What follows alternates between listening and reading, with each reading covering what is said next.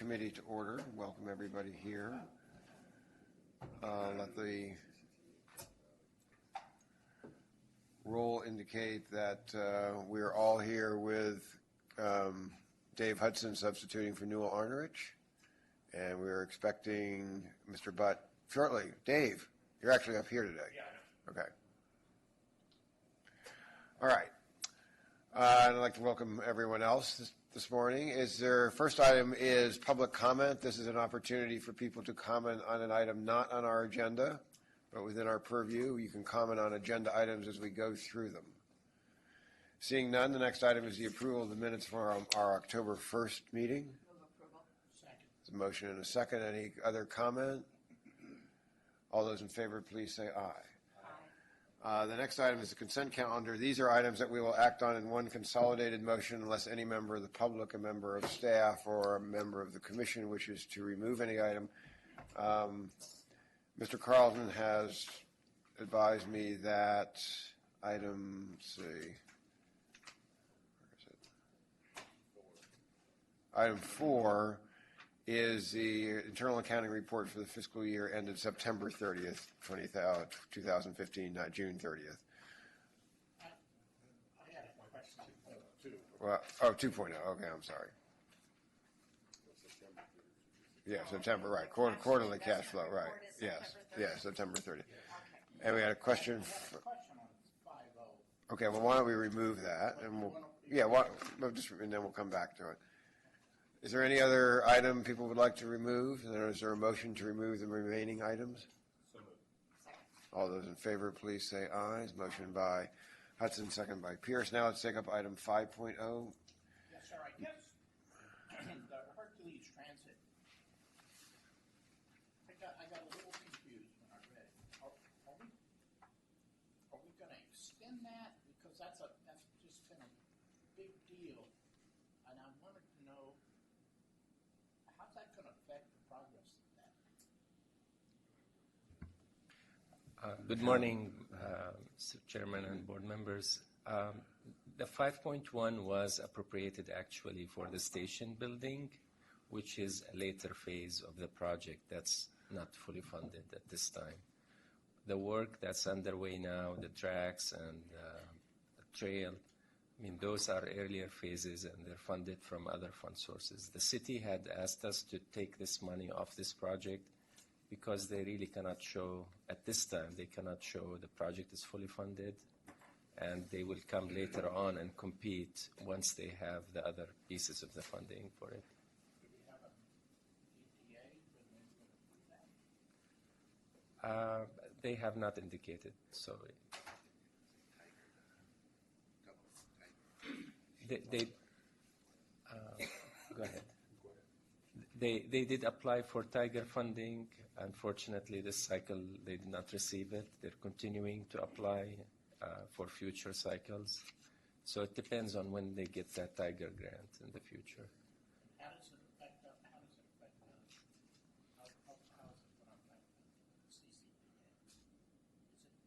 CCPA? It's not going to affect us. No.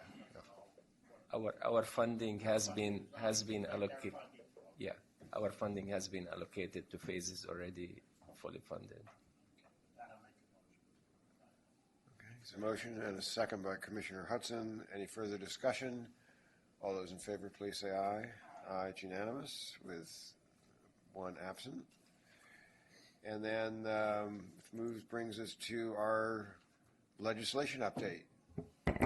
Good morning. Ms. Willis. Good morning. So there's been a flurry of activity at the federal level lately, but not all of it is positive. The House has extended the MAP 21 extension through November 20th with the goal of trying to come up with a long-term bill before Thanksgiving. Randy teases me because I think I've lost track of how many. We're somewhere 29, 34 extensions at this point. They just keep extending it for a couple weeks at a time. So they did begin debate yesterday afternoon on some amendments to the bill, on the bill itself. So we'll continue to watch and see what happens and whether they do actually come up with a long-term bill that's funded by November 20th, or if that gets postponed again till sometime in the new year. They've also had a change in leadership in the House. Paul Ryan is the new Speaker of the House, and this is really kind of the first big order of business for him, so we'll see if that makes a difference with the new Speaker.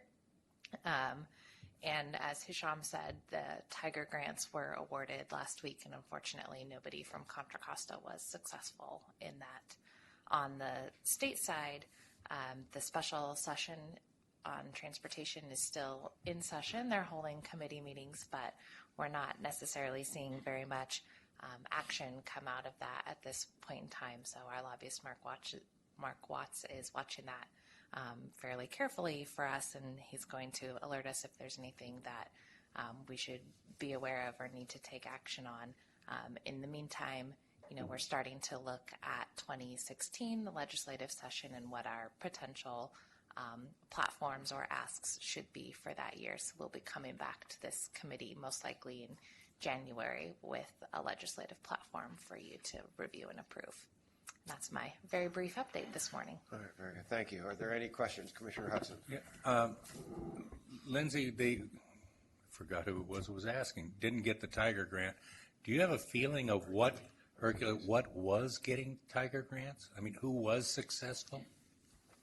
I'd have to go back and look. There was a long list. There was about 30. There were a few in California, I think 2 in Southern California that got it. Transit. Was it like electrification of trains getting it, Randy? Or there's no tent? They're not doing the automated vehicles. They're not. We haven't applied. See? It was, at least in my quick view, it was a mix of quite a few port and freight type projects, and then some probably more innovative transit type projects. More innovative than ours? And also complete streets, looking at this, a lot of complete streets projects. Okay. Are there other questions? Is there any public comment on legislative issues? Seeing none, that we'll proceed to item 9, which is authorizing a sale of Series 2012 A Contra Costa Transportation Authority sales tax bond in the amount of $201,450,000. Mr. Carlton. Yeah. Thank you, APC Chair Tatson. My name is Randy Carlton. I'm the CFO for the authority. The item before you is seeking authorization for the authority to issue $201.5 million of floating rate notes. This is a reissuance of existing bonds that we have outstanding that come due on December 15th. So like an adjustable rate mortgage, we're ending the first term of the fixed period, and now we need to readjust the rates. That process called for requests for proposal to receive bank proposals on what those terms may be. We were fortunate to receive some very favorable terms from the bank, a U.S. bank called State Street, and the terms will call for the interest to be fixed for a 5-year period, unlike 3 years before we were able to extend it. You may also know that we discussed this with the APC in September, and we made a slight change in our strategy. There's 2 ways of going about doing these floating rate notes. One is to issue them in a public type market where the underwriters will find investors. Another way is to just negotiate directly with an investor and take out the middleman.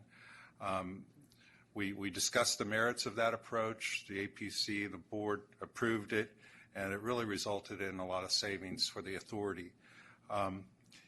Looking at the 2 types of approaches, the one we initially had in mind and then the revised plan, we're saving an estimated $443,000 a year for the next 5 years. So approximately $2.2 million in interest cost savings. We were able to lock in a longer period, going from 3 years to 5 years. We reduced our transactional cost. These things cost money. We have to pay the attorneys, the bankers, the trustee. Those fixed costs on the prior strategy would have been $565,000. The fixed cost on the direct purchase by State Street is going to cost about $175,000. And another feature that I know Commissioner Arnrich isn't here today, but he expressed a concern about having to do this every 3 years, 4 years, 5 years, et cetera. Well, we were able to build in some flexibility into this particular transaction to where we can extend that 5-year period if the bank and the authority have an agreement of the new terms. We can do it. We can amend the existing contract with relative ease. So we're very pleased with the results. We're pleased with State Street being a partner with the authority on this. I've asked them to be here for the board meeting so that you could meet them. I think we're all set to go. We're negotiating a couple of the details and some of the default provisions. We're a strong credit, so I don't anticipate any problems there. But everything's ready to go. Staff is asking for your recommendation to the board that we move forward. I'm happy to take any questions you may have. Are there questions of staff? Commissioner Pierce. Just a comment, and thank you very much. This is really wonderful news.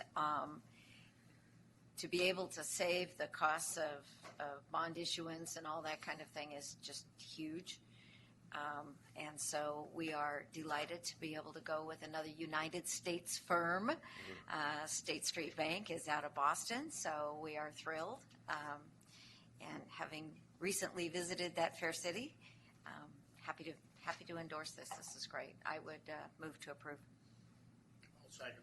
Motion by Commissioner Pierce, second by Commissioner Taylor. I also just wanted to add my thanks, and I assume that after we do this and it's all ratified and approved, that we'll issue some sort of press release. And so just one thought is the $440,000 in annual savings is more than half of the allowed administrative cost each year under Measure J. Yes. It's huge. So and since people continually worry about administrative costs, the administrators are saving half of their costs here. So I really appreciate it.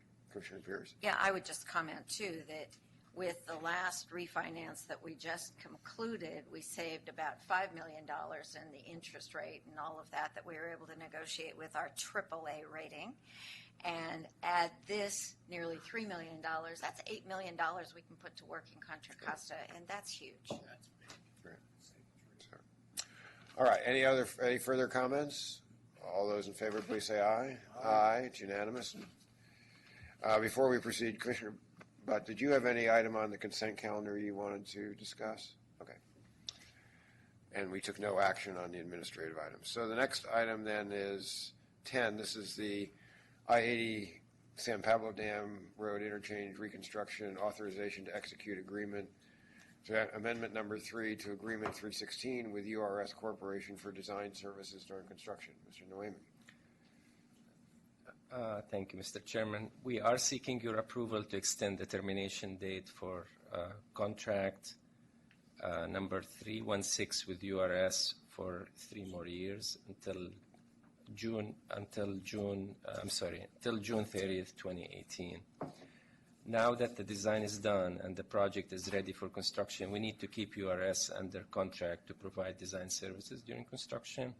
I'm happy to report that we do have $350,000 in savings under the existing contract, and despite all the issues we had on the projects and the approvals we need to get from the school district and the Division of State Architect.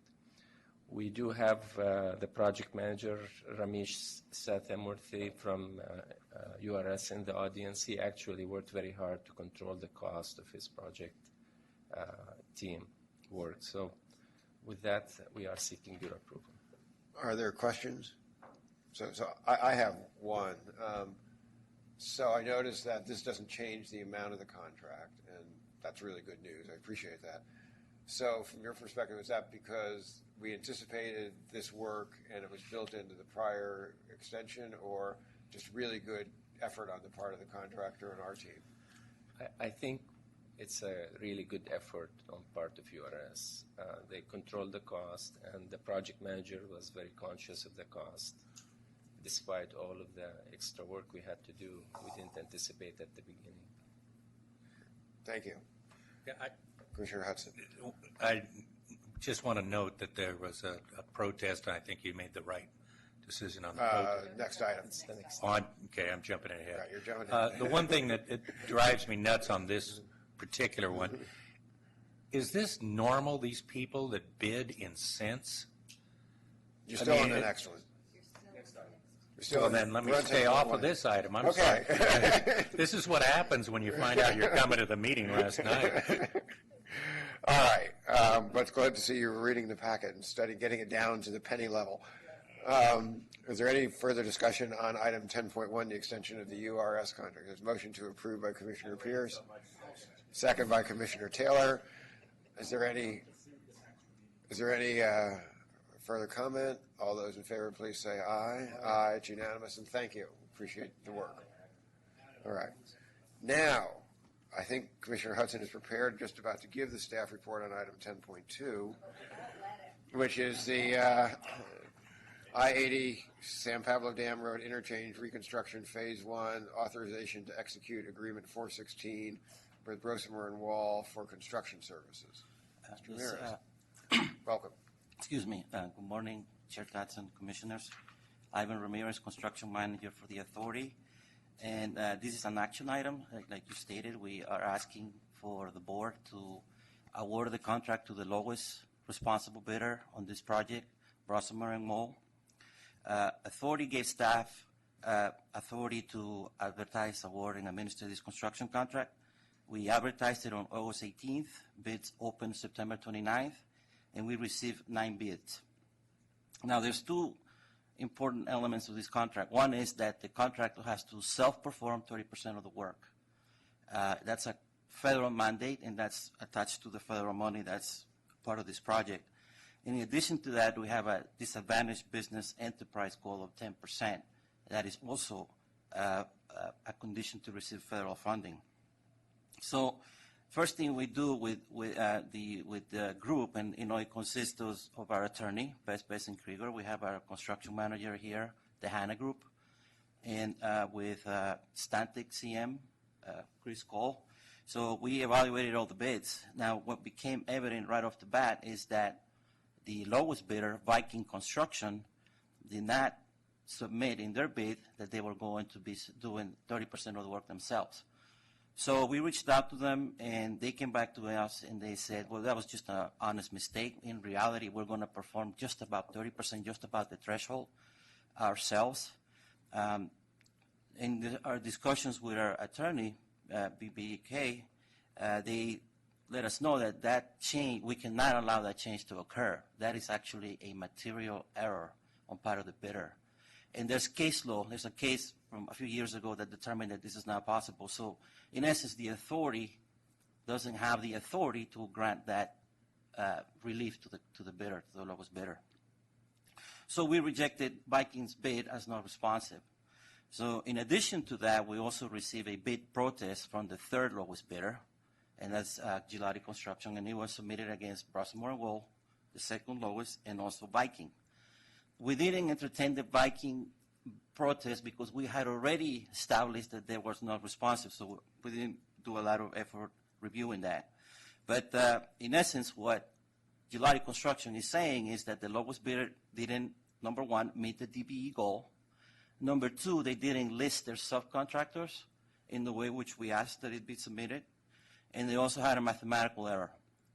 Well, in reviewing the materials that were submitted, it is clear that Brosemer and Wall met the 10%, or in fact exceeded the 10% DBE goal. And in addition to that, they submitted or they listed the subconsultants that were required to be listed on the submittal. So those are non-issues. The third issue, it's a little more complicated because I'm going to read you what the contract says, and I'm going to tell you what happened with Brosemer and Wall. Basic contract says, cent symbols have no significance in establishing any unit price or item total, since all such figures are assumed to be expressed in dollars or decimal fractions of a dollar. what Rosamore and Wall did is they show sense as a superscript with an underline, and I think you all have seen that that's a very common way to show sense. So in discussing that issue where our attorney, we can in fact waive that error. We can in fact say that even though that's an error, it's not material error. It doesn't put another bidder at a disadvantage. So with that, we think that the authority should reject, or we ask the authority to reject Gelati Construction's bid protest. So I'm bringing you up to now to what was done when we submitted the package for you and during the mail-out. Since then, more activity has occurred. We sent the notice of intent to award to all the bidders, and we, needless to say, got a response from Viking Construction, the lowest bidder, and we also got a response from Gelati Constructors. So Viking, in essence, they just told us, you're misinterpreting case law. You can't waive this. Our attorney disagrees completely. So we are holding the line that we cannot waive this. And in addition to that, they protested something. Now, it's not timely, so we can reject it on the facts that it was not a timely protest. But it also doesn't have any merit because, again, they say that Brosomer didn't provide the sub-consultants as it was required to the bid time, but they have. So that was Viking. Gelati Construction actually went back and looked at their Brosomer's bid, and there's one item in which they didn't underline the superscript. So it's just showing the two zeros basically, and they're saying, in effect, that makes that bid item higher because you didn't put the superscript. Well, fortunately for us, the contract has a deal breaker in that case. It's if there is a conflict between the unit price and the total price, and that will be the unit price multiplied by the number of units, that one is the one that prevails.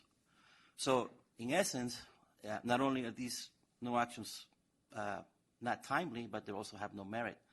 So and that will be updated in the package that goes to the full board, and we're also going to change the resolution. But it is staff recommendation. I'm going to reiterate that we reject the protest by Gelati Construction, and we award the contract to the lowest responsible bidder, providing a responsive bid, and that's Brosomer and Wall. And one more thing, there is a correction on the construction budget that we're seeking. I think you have a handout, and I just want to make sure that you see that we have a correction on that. And with that, I am open to any questions. Given that there may be some public comment on this item, first we'll start with questions from authority members to staff. Any questions? Here you go. You're covered. Okay. All right. Is there any public comment on this item? I'm going to address something the commissioner said. Okay. The reality is that it's a very competitive environment, and contractors will try to get an advantage wherever they can. It's common. It's a lot of work for us to go through the details and see arguments, counter arguments. It creates a lot of work for us, but it's a reality. And like Randy Wasaki likes to say, our executive director, everybody wants to work for us. Right. I sort of take it. I understand it's a lot of work for the authority. It also means that the contractors are out there, in a sense, policing each other, and that helps us. So, the fact that in this case we found that the challenges weren't valid doesn't mean that they're not welcome. All right. So is there any public comment on this item? So what you're asking us to do then is to approve the draft resolution, recognizing there'll be some amendments to the packet that goes to the authority at that meeting. That's correct. Is there a motion? Commissioner Hudson made the motion. Is there a second? Second. Okay, second by Commissioner Butt. Any further discussion? All those in favor, please say aye. Aye. Thank you. Thank you. So that brings us to Item 10. Oh, that was 10. Item 11, correspondence and news clippings, not really. And then item 12, commissioner and staff comments. Commissioner Taylor. And this is probably much for staff. After we had a little downpour in Brentwood this past week, and everybody in the world did not know how to drive. I mean, let me tell you. So I'm stating, guess if El Nino does hit with the landslides, I'm just can't believe it could be any worse than it was last week. But I just want to make sure that all of our projects that we're involved in, we're aware of what could happen, just for legal purposes. I mean, I went through on Highway 4 going against traffic, a 3-car collision, debris everywhere, covering three and a half lanes, and the guy ran in the rain and left the car. I mean, so it'll be crazy out there. So I guess I'm just trying to make sure whatever we have going, I don't know, Ross, am I asking something that's probably crazy? No, it's a good point. We require the contractors we go winterize every year, so they do additional protections for stormwater runoff, and if there are any exposed cuts that are susceptible to slope, they'll do, or to washouts or slides, we'll ask them to put up additional measures so that we don't have that. So it's, if we get the 40 days and 40 nights, that's a different story. But for the expected big storms, they are required to take precautions. So, and then we have pretty constant presence out there. So if we see something that looks a little unstable, we'll ask the contractor to address it right away. Thank you. Okay. And I would just like to thank Chair Pierce for signing a letter in support of Oakley's application for a train station on the San Joaquin line. The San Joaquin JPA board meets on November 20th, and we will consider Oakley's request at that time and hopefully approve it. And then that puts them in line to apply potentially for cap and trade funds for a station and possibly to enter service in 2017. So that would be good news. Any other commissioner comments? Executive staff comments? No. Look like, really good sale of bonds or anything? We already been talking. No, a couple coming up. All right. So with that, is there any other business? No, then we will stand adjourned to our meeting on December 3rd at 8:30 here. Thank you.